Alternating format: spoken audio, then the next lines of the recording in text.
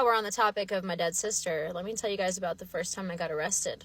I was 13 years old, and I was in middle school. And my sister was bullied hardcore. Kids used to fuck with her every single day in every way possible. It was brutal. But I was getting sick of it. You know, I was her younger sister, and I just watched this shit happen all the time. And they bothered me, but nowhere near as much as they bothered her. She was a little bit different. She had some learning disabilities, and kids are fucking vicious. So in the morning before school, you walk into the gym until the bell rings. And we were walking to the gym. She was in front of me, and I saw this girl in the bleachers pointing at her and laughing her ass off and clearly talking shit. And so I walked up to the girl, and I was like, that's my fucking sister that you're laughing at, just so you know. And she was like, I don't give a fuck. And I was like, okay, cool. Do you want to meet me outside the school since you want to be so tough in here? And she was like, absolutely. So get through the whole school day. Finally go outside at the end of the day. I'm looking for this bitch, and I finally see her. And she's got some kids around her, but I'm not really paying attention. I was set on what I'm going to do. This is what's happening. We're throwing hands. So I go over there, and instantly, both of us, we just start swinging. And what I didn't know is that she'd called her 18-year-old sister a fucking adult from high school to come over here and meet with her so that they could whoop my ass together. So now I'm fighting a fucking 18-year-old and a 13-year-old, and we had cops at my school because my school is in the hood.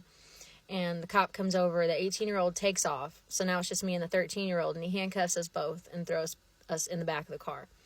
Which was a terrible idea, come to think of it. Like, he should have waited for backup, because the second he put us back in the back seat together, I leaned back on my back and I threw my legs up and I started kicking the shit out of her.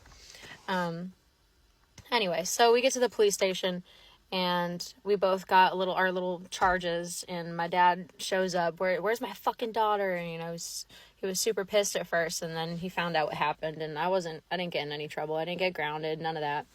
I had to do a little, it's called Behind the Walls program, where they like show you what jail life and life is going to be like if you stay on the path that you're on.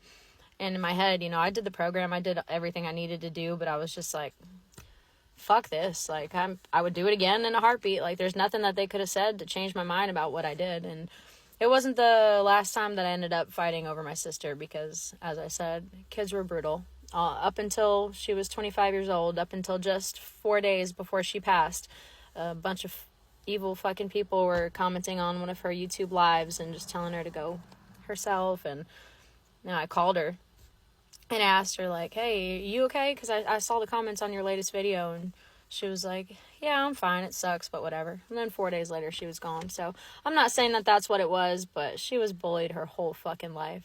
So just be nice to people. It's not that hard. It's fucking free.